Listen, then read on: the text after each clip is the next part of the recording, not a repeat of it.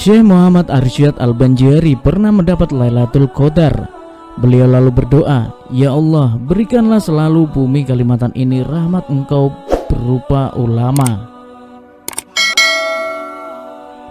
Beliau kemudian mendapat Lailatul Qadar lagi dan beliau berdoa, "Ya Allah, berikanlah hamba keturunan yang soleh dan mengamalkan ilmunya hingga hari kiamat." Maka insya Allah seorang yang mendapat Lailatul Qadar doanya diijabah, dimakbulkan. Maka tidaklah heran keturunan beliau banyak yang menjadi ulama hingga tak akan habis-habisnya, bagaikan air laut yang terus mengalir. Sangatlah banyak yang jadi wali ulama.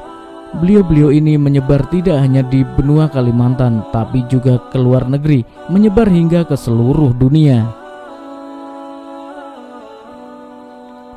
Kiai Haji Sarwani Abdan Al-Banjari atau masyhur dikenal para pecinta beliau sebagai guru bangil dan abah guru di sekumpul Al-Alimul Alamah Kiai Haji Muhammad Zaini bin Abdul Ghani Al-Banjari yang sangat masyhur dikenal oleh para pecintanya sebagai guru sekumpul atau guru ijai, dan banyak lagi ulama-ulama yang lainnya.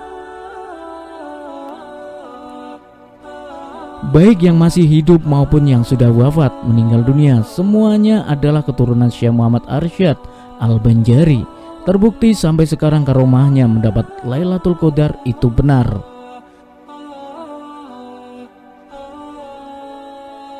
Sebab itulah kenapa bumi Kalimantan itu diberi rahmat Allah berupa ulama.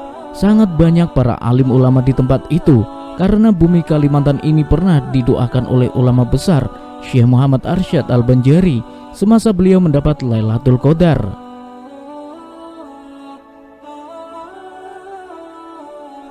Sangat beruntung kita bagi orang yang tinggal di benua Kalimantan, sebab dapat doa khusus dari Syekh Muhammad Arsyad Al-Banjari, Datuk Kalampayan. Nama Syekh Muhammad Arsyad Al-Banjari Datuk Kalampayan sebenarnya adalah Syed Ja'far Shadiq Al-Idrus. Muhammad Arsyad adalah nama saat beliau tumbuh di tanah Banjar.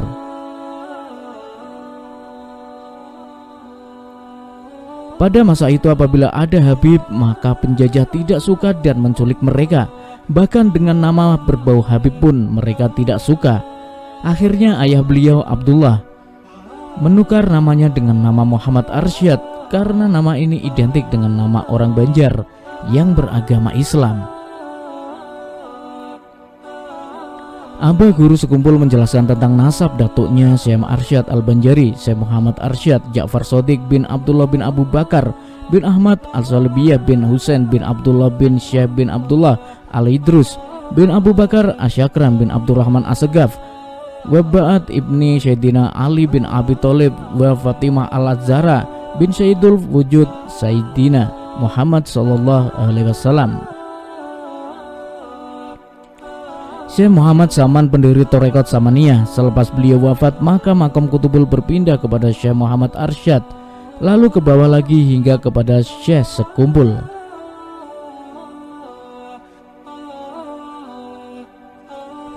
Syekh Muhammad Arsyad dan Tuan Guru Sekumpul juga mursyid kepada Tarekat Samaniyah dalam silsilah sanad tarekat hingga ke Syekh Saman terdapat nama mereka sebagai mursyid.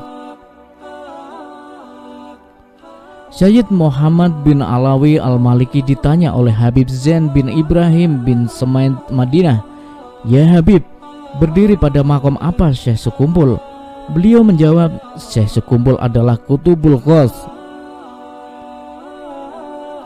Habib Abu Bakar bin Hasan Al-Atas, murid awal Syed Muhammad Al-Malikil, mengatakan, "Syekh Sekumpul adalah Kutubul Alia, itu makom tertinggi dalam pangkat kewalian. Sama seperti Kutubul Aktob, 100 tahun sekali barulah muncul di bumi. Bahkan Syekh Sekumpul dikatakan adalah Kutubul A'wan, hanya muncul 200 tahun sekali. Sebelumnya yang menduduki makom ini adalah Syekh Muhammad Saman Al-Madani Al-Hasani, guru daripada Syekh Muhammad Arsyad Al-Banjari."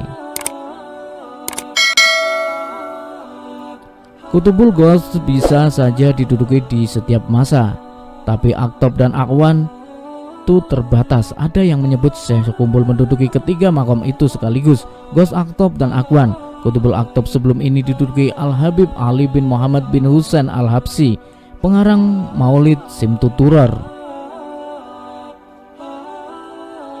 Al-Habib Abu Bakar punya ribuan murid di Makassar, sehingga datang perintah dari Hadrat Rasulullah SAW untuk hijrah ke Banjar, tepatnya di Martapura, untuk mendampingi Syekh Sekumpul, dan akhirnya beliau beberapa tahun tinggal di sana.